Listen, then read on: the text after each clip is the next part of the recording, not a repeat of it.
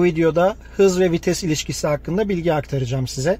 Tabi bilgi aktarımına geçmeden önce kanalıma abone olursanız ve videolarıma yorum yaparak katkıda bulunursanız çok memnun olurum. Arkadaşlar, genelde en çok kafa karıştıran sorulardan biri şu anda hızım 50, vitesi kaça almam lazım? Hızım 30, vitesi kaça almam lazım? Vites yükseltmeden ziyade vites düşürmelerde genelde kafa karışıyor.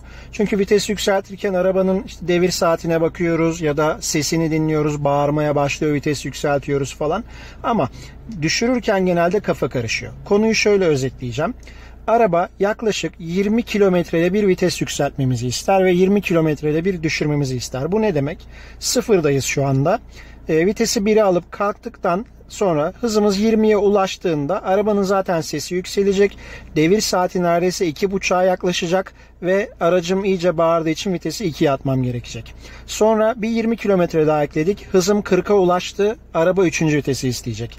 60'a ulaştığında 4'ü, 80'e ulaştığında da 5'i isteyecek. Tabi bunlar 3 aşağı 5 yukarı arabanın motor hacmine, devir gücüne göre değişecek rakamlardır ama ortalama bu değerler arasında gider.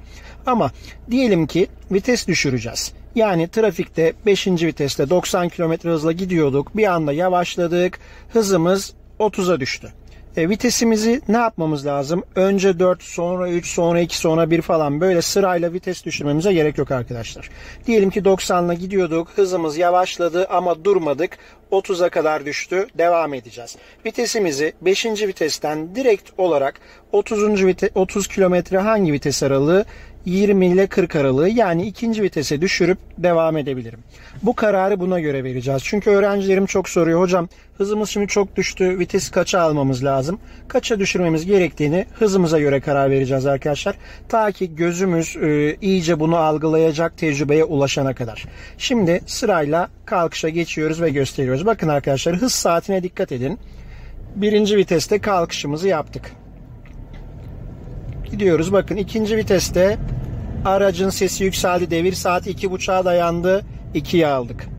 Hızlanıyoruz. Hızımız 40'a kadar geldi. Devir saati 2.5'a yaklaştı. Aracın sesi yükseldi. 3'e aldık. Evet. 3. viteste gidiyorduk. Yavaşladık. Zaten set de var. Hızımız 20'ye kadar indi.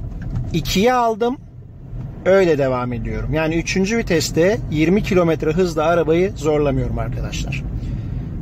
Evet, setimizi geçtik. Bu konu aslında bu kadar basit.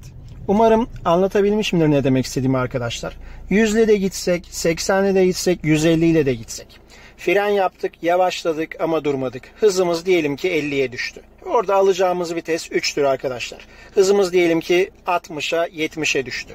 Orada alacağımız vites 4'tür arkadaşlar. Yani sırayla vites düşürmeyi beklemeyin. O anki hız aralığı neyse o vitese direkt aracı geçirebilirsiniz. Umarım bu faydalı bilgi olmuştur sizler için. Beni dinlediğiniz için teşekkür ediyorum arkadaşlar. Görüşmek üzere. Hoşça kalın.